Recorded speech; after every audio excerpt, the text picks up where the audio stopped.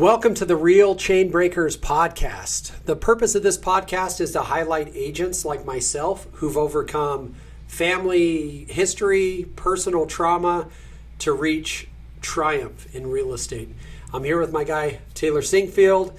I'm going to tell my story today. So he's here as a guest, but also just to help flush out some of what makes me me, what's been my experience.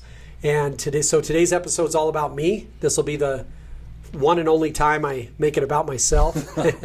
Moving forward, we'll be featuring agents who have had to overcome family history, personal trial, to reach triumph. Yeah, man, let's get down to the nitty-gritty. So, adversity is everything. Adversity shapes who you are and how you react to things. The cool part about your story, which people are going to find out, is it's all about options. It's all about the adversity and what you chose to do with it. And so you're at a unique place right now with your business where you've positioned yourself to have some pretty fantastic growth from what you're doing. But it took steps to get there. So today let's talk about the steps of what it took to get you there. We want to talk a little bit about where you came from, why you're here. And where I'm going. And where you're going. So just be specific. Talk a little bit about your childhood, because I think some people have this idea in the American society that there's a lot of people that have success just had things handed to them. It was built for them. You built things from the ground up. So talk a little bit about your childhood and kind of how you got to where you're at now. Well, let's talk about your childhood, and then let's talk about early real estate history, 2001, 2003. So when I'm on the golf course, I like to say pressure makes diamonds, and it also makes poop. You know what I mean? What's funny is I know people who kill it who were born with great opportunity, and I know people that kill it that were born without great opportunity, with great trial. An opportunity, by the way, is its own trial. And then I know people who were born with nothing and made something great. And then I know people that were born with nothing and still have nothing. So my family history is kind of cool. I'm French, Canadian, Irish, Mexican. 25% Mexican, as you told me. 25% of everything. So born here in Nevada. I was born in Carson City. And my parents are both from Southern California, LA area.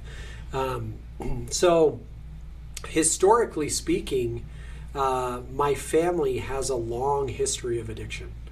So a lot of it I didn't know, a lot of people I didn't know, but I know on my Irish side, there was a lot of alcoholism. I know on my mom's side, my grandpa, super cool story. He was something to do with Disney in the early days. I've heard he worked for Walt Disney in the 50s. Disneyland opened up July 17th, 1955. I was born on July 17th, a little bit later, 24 years later. But so there's this cool connection in my family where I have this pride for my grandpa Lowry, who had something to do with Disney. My family is obsessed. We love Disney. They were at the opening day of Disneyland. He had something to do. He's a cartoonist, an ad exec. He was in charge of promoting the opening of Disneyland in retail shops, something along those lines. I don't know much about it because he left when my mom was 2 or 3 years old. He was an alcoholic and could never get his life together, so he left and abandoned my mom's family. On my dad's side, it was certainly more functioning.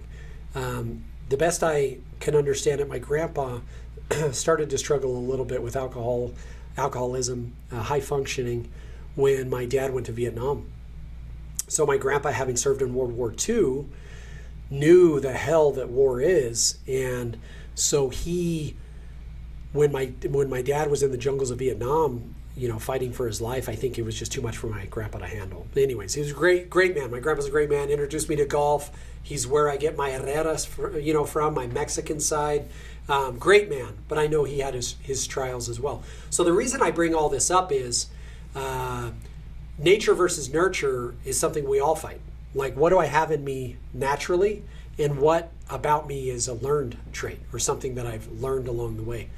So naturally, I think there is some tendency toward addiction. I've seen it manifest itself in siblings' lives, but so that's kind of the dark history that is my family history. My mom, who I don't have a close relationship with, still to this day. She struggled with compulsive gambling. And so the move from LA to Vegas, Nevada, Carson City and Vegas was not a good move for her. She chose to some degree, to her credit, what I used to view as like a abandonment, like anger moment, has become a pretty cool victory moment, in that knowing that she couldn't function probably as a mom, she left. So I was 10 or 11 years old when my mom left. Unfortunately, some of the damage was done. I don't remember a ton, probably protective, psychoanalytical protection. She used to gamble a lot, even at the grocery store. So I can remember going grocery shopping, sitting there waiting for her to, she was playing slot machines, which we have here in Vegas. And something along the lines of, if I didn't bring up to my dad that she was there gambling, I wouldn't have to do my homework. So I was actually held back in 5th grade. It was, my parents got divorced right around 4th, 5th grade. My personal study habits were so terrible that I was held back in 5th grade. And then, so I repeated 5th grade for about 6 months. But it was so bad on me emotionally that I think they were like, even if this kid flunks out, he's, probably went through some sort of adolescent depression at that point. So then I got put back up into 6th grade halfway through the year. So I actually graduated at the appropriate age, but I was held back in 5th grade. And so I never developed good study habits. Like I don't know if it was just from that age onward, like I graduated high school with like a 1.9 GPA or like a 1.7, like a D plus average. So for me, I looked at my future opportunities and saw the need of growth in different areas that had to come from something other than education. Because could I have gone to community college and worked my way up and become an anesthesiologist or a dermatologist or something along those lines? I think it's possible. But I definitely think I had to find a way to provide for my family that didn't involve me sitting in a classroom and maximizing my education. When did you make that conscious decision? Because was this like in your early 20s where you were like, secondary school, college is not for me? So I spent 2 years on a volunteer missionary experience right out of high school. I messed around with college a little bit before I left and pretty much just dated girls the whole time. So when I ended up going out on my missionary experience, I saw a whole bunch of different people that lived a bunch of different lifestyles and were either excelling or struggling in a couple of different areas of life. So when it came to the ability to provide for a future family, I knew that I had virtually zero desire to do it through the course of continuing education. Sure. I knew a guy when I was there that was a postmaster, which is something my grandpa did in LA. And so I was like, dude, it'd be kind of cool to work for the Postal Service. But really, I came home and there were 2 key mentors, one of which was an insurance guy and one of which was a real estate guy. And so I think at the time, being 21 years old, I was really attracted to the big paycheck that real estate provides. But I just knew I was going to have to learn how to make money with my mouth and my mind, because I wasn't going to make it with the pencil. Like Sure. it just wasn't going to come from, I know a lot of my friends that have got into professions that literally, by virtue of them staying in school for 14 years, whether they're good or bad at what they do, they just make money. Because you look at advanced professionals like highly trained doctors and lawyers, yes, it takes intelligence to get there, but it doesn't necessarily always take business prowess. And so we pay them for the time they spent to learn to do what they do. So for me, I wasn't willing to pay that price. And so I knew I could talk to people. I was highly motivated to provide for a family. So real estate at that time was a logical choice. So yeah, there's some bad family history. I can remember waking up in the middle of the night to arguing and plates breaking and doors slamming and bodies slamming. And, so again, that argument of nature versus nurture, the biggest question of all is, am I who I am because of the environment I was born in? And if I had been born to more advantage, would I be less effective and less. Sure. You know what I mean? Yeah. Did you Like choose that- to take adversity and let you grow from it, or did it become did it cripple you? And Yeah. you chose not to let Because it. there's people who are crippled by opportunity, like Sure. that have their dad runs an auto empire, and all they have to do is not become a druggie, and they get the keys to the empire, and they screw it up by becoming a druggie. And there's kids that are born into druggie households that become real estate magnates, or they build a car empire. So it's like that's where I'm struggling with the nurture versus nature argument, because naturally my dad did the best to provide a good environment he could, but man, the tides he was fighting against to help us be successful were so strong that I have siblings that struggle quite a bit. And so nature versus nurture is Sure. an interesting argument. Yeah, it can be said it's not what happens to you, but how you react to it, and you chose to react to it proactively. So let's go back to 2001, 2003. Yeah. Were you back from your mission in 2003? So I got back in 2000, Okay. got my real estate license in 01. Was approached with an opportunity to, and this is kind of a cool story as well. I think along the road to massive success, there's little distractions. So I was approached with the opportunity to sell overhead garage storage systems. There was a guy in Vegas who had bought the rights to Vegas, and so they needed somebody sharp, driven, and motivated, as my friend Taylor Sinkfield likes to say, to go door to door and sell overhead storage systems. And so I was approached, and I took on the role of a salesman and installer and distributor and everything here in Vegas.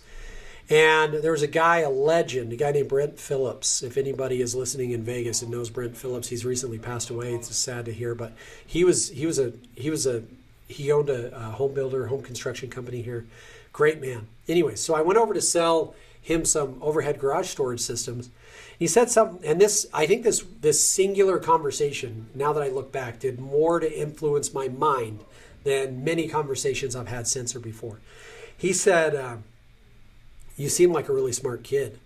Are you going to get married? And at the time I was dating my wife, and I was like, yeah, I'm going to get married. And he was like, so you just sold me 4 overhead storage systems that are $100 a piece. So you just sold a $400 item. What's your commission on that? And I think I was getting like $15 a unit or something like that. So for me, I had just made $60 in an hour. Like, awesome, good money. He said, this sale was no harder than selling a home. I know you have your real estate license. Why on earth are you selling something to make $60 when in the same amount of time you can make $6,000? He was like, go sell a home, go sell an airplane. Like, if you're going to sell, sales is sales. So why are you spending your time selling something so cheap that pays you so little? And like, I got my truck super deflated. I was like, oh man, what am I doing here?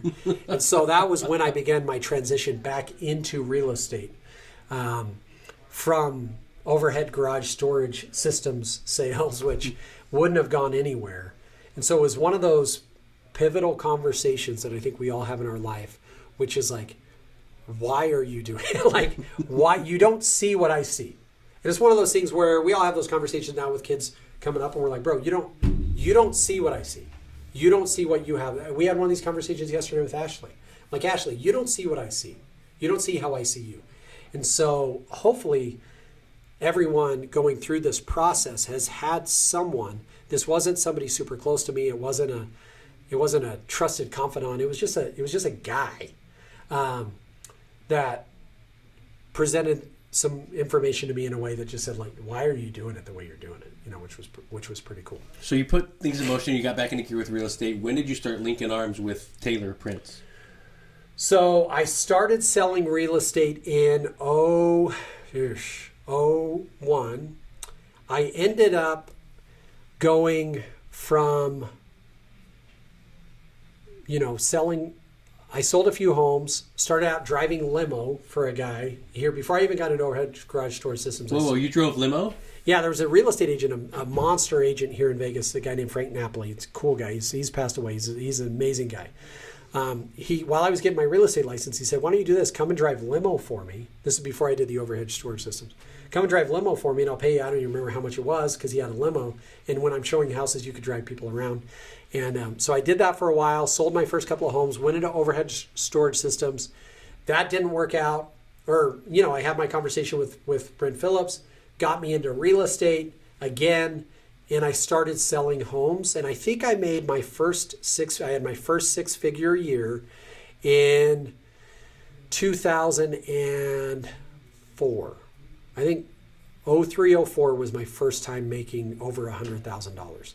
And I remember at the time, a guy I sold a house to, 0304, probably 03, said, congratulations, you made your first $100,000. You will never not make $100,000 again. And I thought, because I felt like I had reached the moon, I was like, well, where can I even go from here? Like I made $100,000. And he was right, which was cool. So this is 03, met Taylor in 04. He started talking about getting his real estate license. I think he either got licensed in late 04 or early 05. I think it was late 04. He came on as a buyer's agent. He was super good. Like he was a great agent. And so I, being tired of even at that time, only 3 years in, I was like, I'm tired of just being an island. Like I felt like I had all the experience in the world. In reality, I'd only been going for 3 years. So I hit up Taylor and said, hey, why don't you, you've been killing it as a buyer's agent. Why don't we partner up, create the Joe Taylor Group? This is 05. You can run all the buyers and I'll run all the sellers. And so we started the Joe Taylor Group at that time, just the two of us.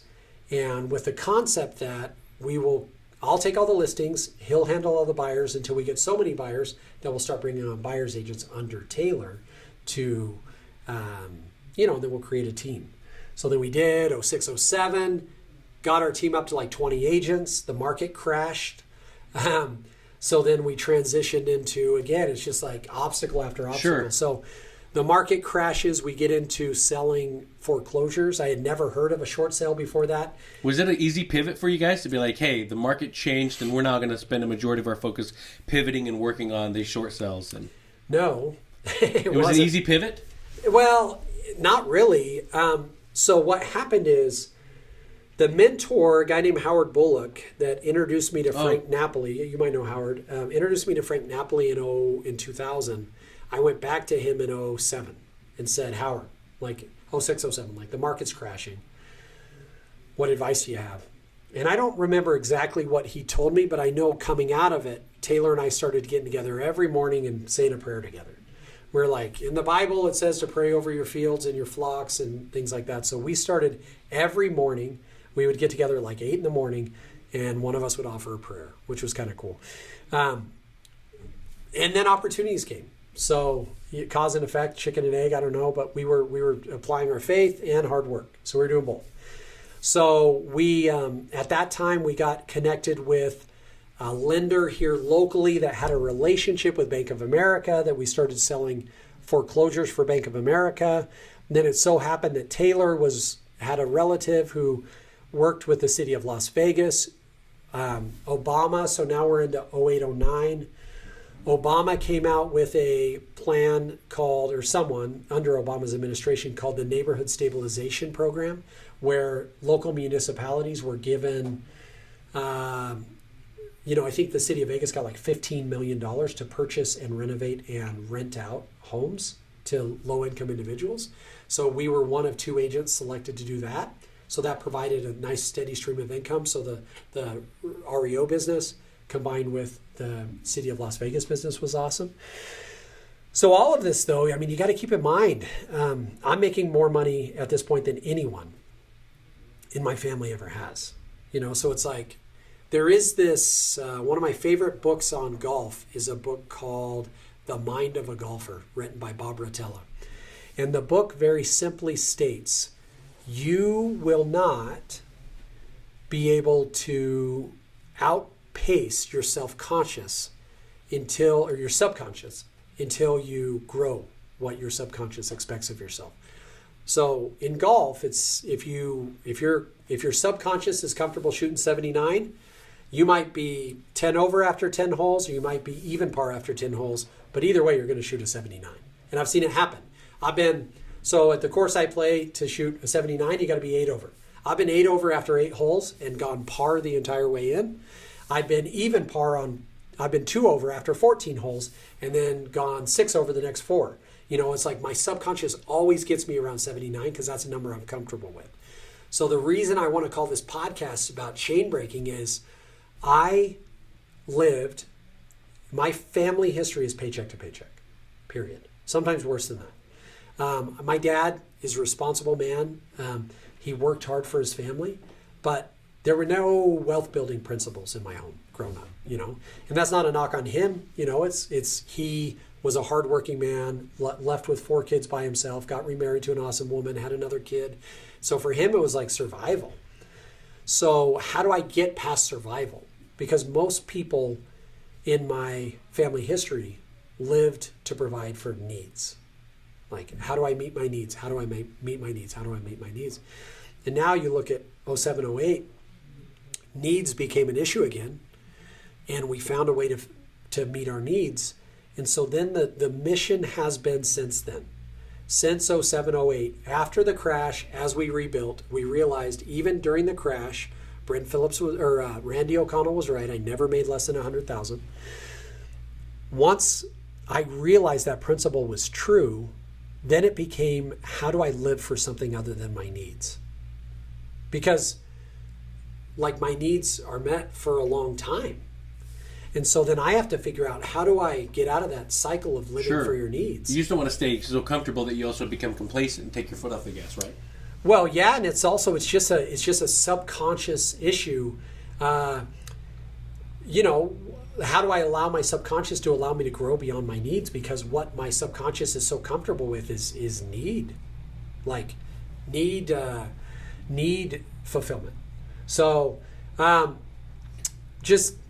now we're 08, 09. My needs are met, and so then for the last 12 years we've been focusing on want building. Right. By the way, you've talked about breaking the chains financially and kind of learning from different mentors, things that you weren't taught at home, right?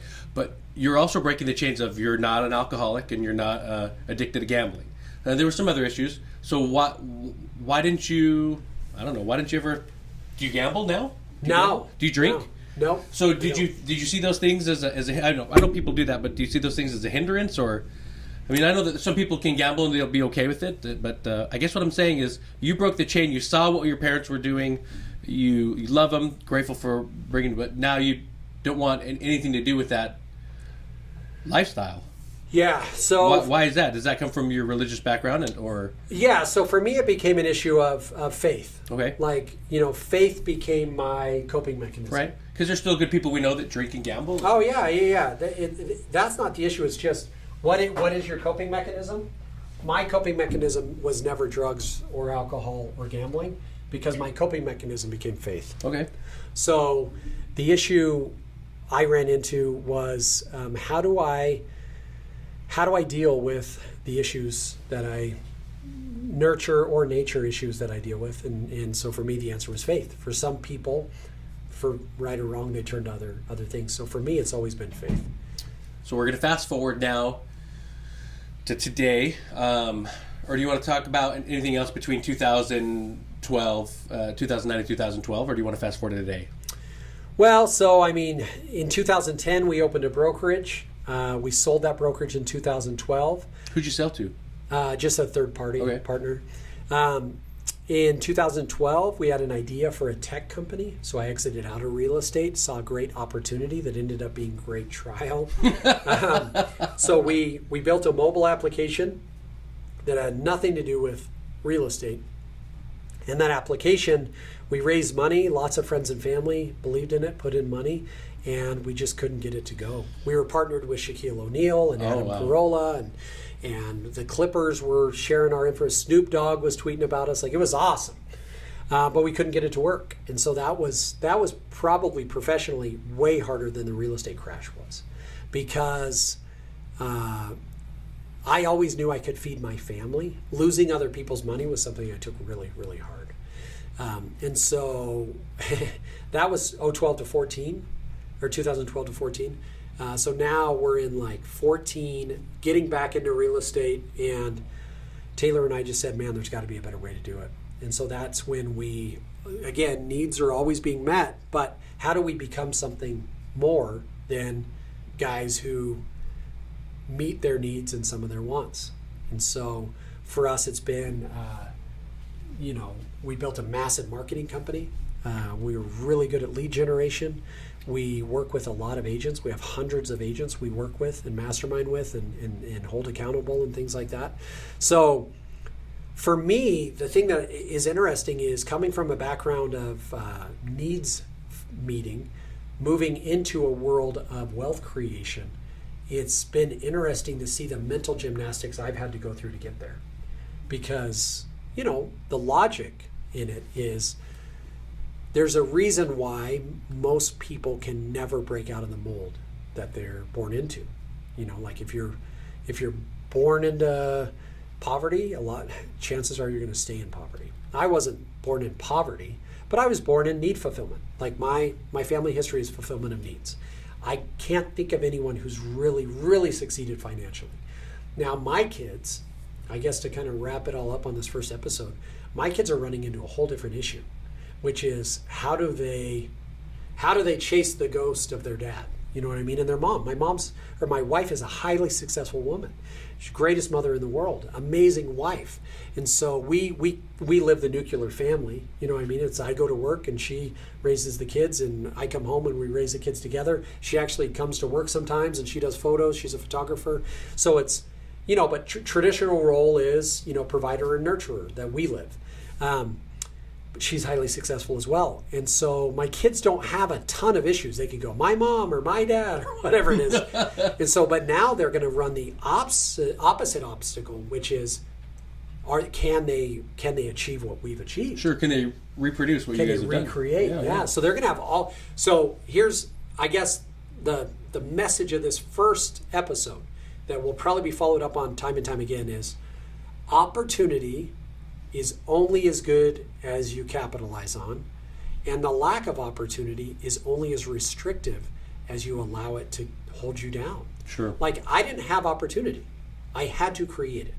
Nobody said to me like, hey, come take over my law firm. Go get your law degree and you could become a lawyer. Or hey, you could take over my dermatology practice and all you got to do is get your dermatology license. You could be a dermatologist. There was nothing.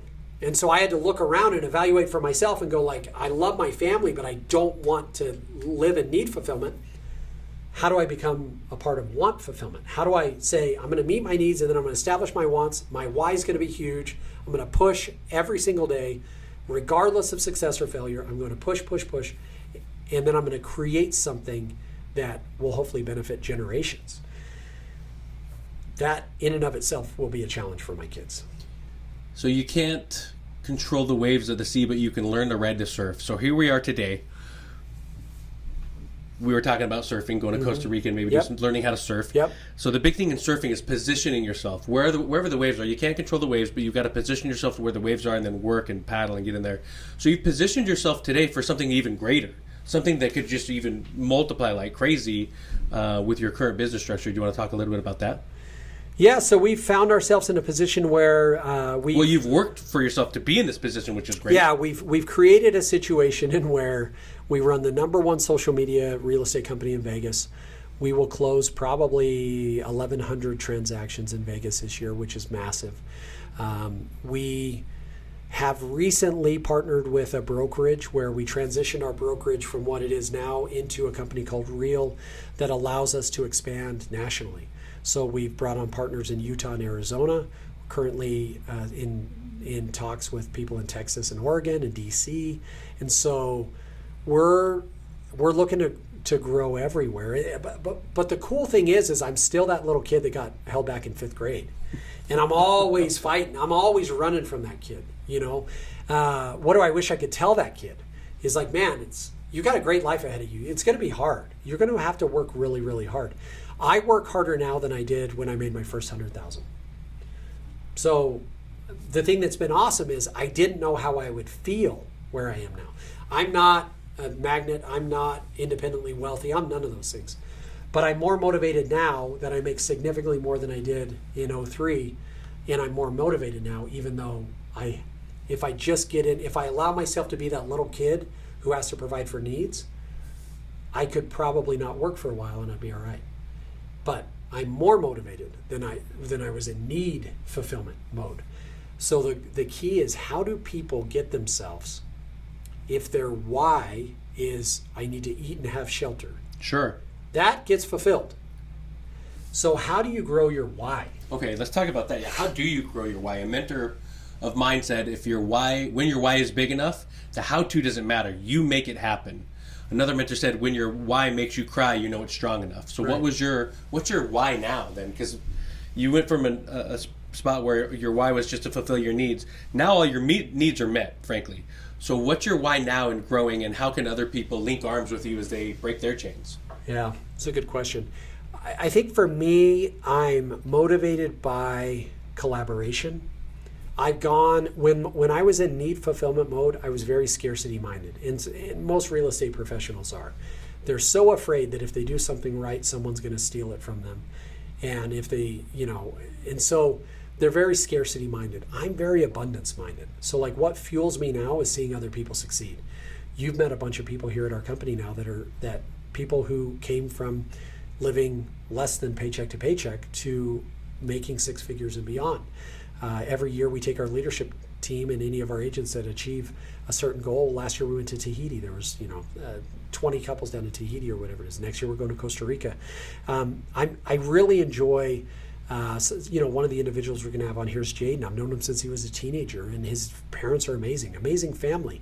But he's having to create income that he's never seen created in his family. And so it's just cool. He's 24 years old. He'll probably make $200,000 this year. And that's real money. You know what I mean? Like, I know dentists and lawyers that don't make that money. And this kid's 24, no advanced degree. And so like, I really get hyped on helping people establish, I guess, at its core, what is their value proposition to the world? Like, what can a real estate agent and a team leader, a brand new agent, everything in between, what can they give to the world that is uniquely them? I know mine. I'm a great marketing person. I'm pretty good at motivation and accountability. I'm really good at who, not how, as far as like finding the right people to do things as opposed to figuring out how to do it myself. So how does someone grow their why? I'm not sure I have a good answer for it. I think you can force yourself to do work, but if your underlying motivation isn't there, it's going to be short-lived. So then you've got to go through the mental exercises. So I got asked last week when I was speaking up in Utah, and somebody said, I seem to be stuck at a certain production level and I can't get beyond it. How do I get beyond it?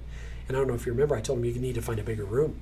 Like, if a fish can only grow so big in a small bowl, you need to be around smarter people.